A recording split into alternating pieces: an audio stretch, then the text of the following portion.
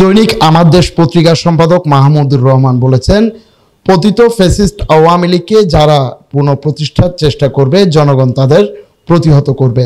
তিনি দাবি করেন, জুলাই বিপ্লবের মাধ্যমে মানুষের মনে যে চিন্তা চেতনার বীজ বপন হয়েছে সেটি দৃঢ় ভিত্তি গড়ে দিয়েছে। তাই জনগণ আর কখনো এই দেশে ফ্যাসিবাদ মেনে নেবে না। ও হাসিনার ফ্যাসিবাদ নির্বাসন থেকে দেখা শীর্ষক আলোচনা সভায় প্রধান অতিথির বক্তব্যে তিনি এসব কথা বলেন। তিনি বলেন, মানুষ ফ্যাসিবাদের জুলুম নির্যাতন থেকে শিক্ষা নিয়েছে। সেই শিক্ষা থেকে জনগণ এবার প্রতিজ্ঞাবদ্ধ হয়েছে, ফ্যাসিবাদ আর এদেশে ফিরতে পারবে না।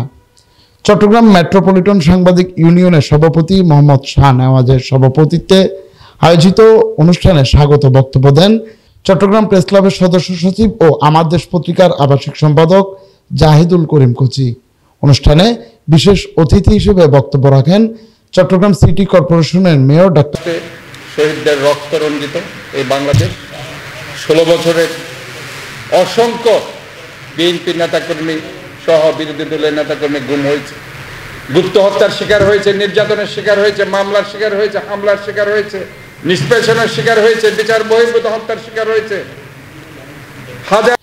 এছাড়া আলোচনায় অংশ নেন আমার দেশ নির্বাহী সম্পাদক সৈয়দ আব্দুল আহমেদ, সম্মিলিত পেশাজীবী পরিষদের সদস্য সচিব খুরশিদ জামিল চৌধুরী, কালের কণ্ঠের ব্যুরো প্রধান মুস্তফা নঈম, অ্যাবের সভাপতি প্রকৌশলী জানে আলম সেলিম, বাংলাদেশ টাইমসের বিভাগীয় সম্পাদক সালেহ নোমান, সাংবাদিক মাইনুদ্দিন কাদেরী শকত, মাহবুবুল মাওলা রিপন এবং বৈষম্য বিরোধী ছাত্র আন্দোলনের সাবেক মুখপাত্র ফাতেমা খানম লিজা সহ অন্যান্যরা। যেটা আপনাদেরকে বলতে চাচ্ছি যে জুলাই বিপ্লবে আমাদের তরুণ সমাজ বা আমাদের তরুণেরা যে নেতৃত্ব দিয়েছে এবং জাতি যেই নেতৃত্ব মেনে নিয়ে সেই জাতি সেই যুদ্ধে, জুলাই যুদ্ধে ঝাঁপিয়ে পড়েছিল সবাই সকলে মিলে, সেই যুদ্ধ পরিচালিত হয়েছে দুটো শক্তির বিরুদ্ধে।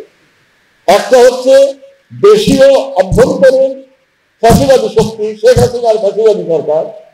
আর একটা শক্তি হলো বাইরের শক্তি, ভারতীয় আধিপত্যবাদী যে শক্তি লড়াই।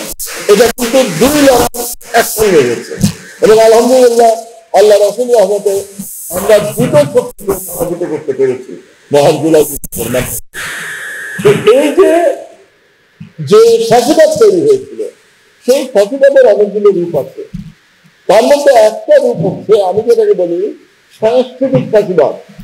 এবং এই যে আমরা গণমাধ্যমের ভূমিকা নিয়ে আলোচনা করতে গেলে আমাদেরকে সাংস্কৃতিক ফ্যাসিবাদ বিষয়টা একটু বুঝতে হবে।